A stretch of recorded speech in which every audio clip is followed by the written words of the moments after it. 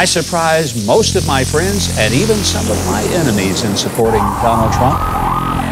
We're winning in North Carolina. Based on turnout, I think we're going to win Florida. You know where else we're going to win? Right here.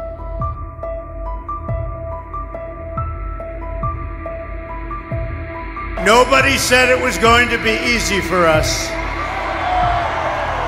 But we will never be stopped. Never, ever be stopped.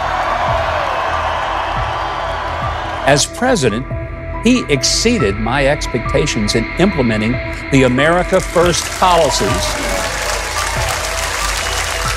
And they were long overdue to truly make America great again. We assembled here today are issuing a new decree to be heard in every city, in every foreign capital, and in every hall of power. From this day forward, a new vision will govern our land. From this day forward, it's going to be only America first. America first.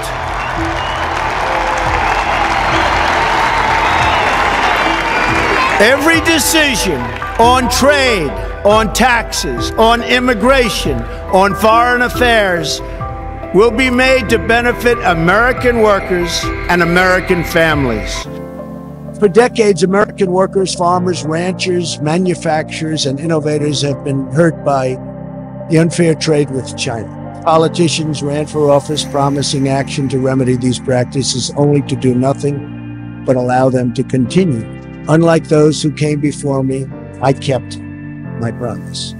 In June of 2016, in the great state of Pennsylvania, I promised that I would use every lawful presidential power to protect Americans from unfair trade and unfair trade practices. With this signing, we mark more than just an agreement. We mark a sea change in international trade. The agreement tears down major market barriers for U.S. food and agricultural export. Millions of workers and farmers and innovators have waited decades for this day. At long last, Americans have a government that puts them first.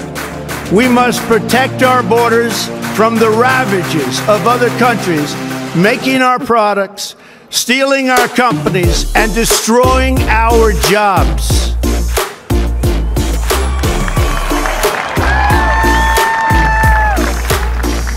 Protection will lead to great prosperity and strength. I will fight for you with every breath in my body, and I will never, ever let you down. He often said things that were cringeworthy, and some of the labels he affixed to political opponents in the media were harsh, if not accurate, and incredibly funny. But the White House Deputy Press Secretary said the president was provoked. I think that the president is pushing back against people who attack him day after day after day. Nothing makes a man feel better than making a fake cover of a magazine about himself, lying every day and destroying the country. You can do anything. Whatever you want. Grab him by the I can do anything. Okay, I didn't like all of his tweets or his comments from the podium. And when people asked, how could I support him? I said, well, it's like choosing a doctor to do surgery on a member of my family. If my choice was between a kind, loving, praying surgeon who had the bedside manner of a pastor, but who had never successfully done that particular surgery, or I could pick a surgeon who was gruff, bombastic, and impatient, and who had the bedside manner of a schoolyard bully, but he had successfully done that surgery hundreds of times. I'd pick the guy with a questionable personality, but the experienced and skillful surgical hands. But you see, voting for a president, it's not like being put on a church pulpit committee and hiring a pastor. Ideally, I'd love to have people in office who share not only my political views, but also my personal views and my personality. But in the same way I choose someone to work on my car, fly the plane that I'm on, repair my home air conditioner, or dry clean my suits, I select people to work for me who are the best at what they're hired to do. I frankly, there was a reason that people were lined up on the sidewalk to get soup from Soup Man that we all saw in Jerry Seinfeld, right? The soup was good, even if Soup Man was an insufferable grouch. You know, there are going to be some very fine people running for president in 2024. And there are going to be some who could prove to be as worthless as a milk bucket under a bull. But just to be clear, I will again personally support President Trump so he can finish what he started during his first term. But we are transferring power from Washington, D.C., and giving it back to you, the people. You see, I believe he accomplished more to make America great again than any president in my lifetime, and that goes back to Eisenhower. There were presidents who were more articulate and had a more engaging sense of humor, such as Kennedy and Reagan. There were some who had great legislative savvy, such as Lyndon Johnson. Some were truly decent and kind human beings, Jimmy Carter, George Herbert Walker Bush.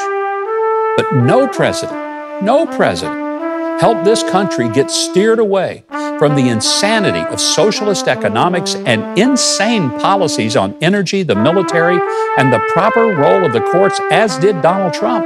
No one.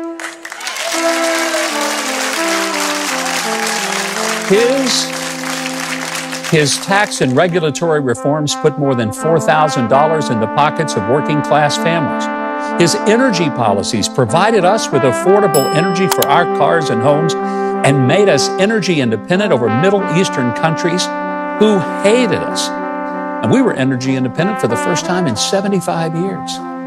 His tough love to European nations who were derelict in paying their agreed-to dues for NATO. Quite frankly, what he did actually saved NATO. He was the first president since Reagan to not get us in a war. Yet he advanced the pay and benefits of our military and focused on our armed forces being lethal instead of just being diverse and woke. In 2016, I had the opportunity to introduce him in New York to 1,000 pastors, and I said, with him sitting right behind me, I wasn't sure he could find John 3:16 in a Mark New Testament. But let me say, no president ever did more for religious liberty than Donald Trump did. And no president was ever as pro-life as he was.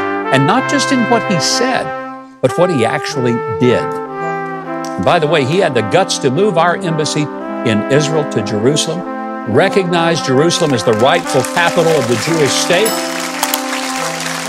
and enact the groundbreaking Abraham Accords.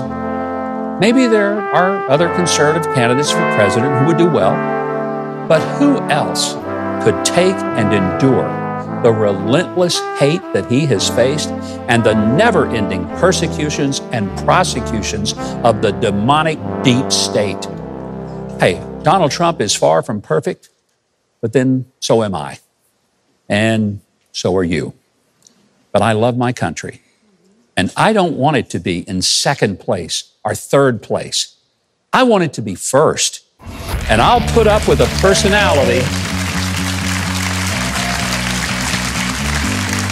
I'll put up with a personality that maybe at times be vain and vulgar, but I'll do it to make America great again, and that's why I will support him again for president.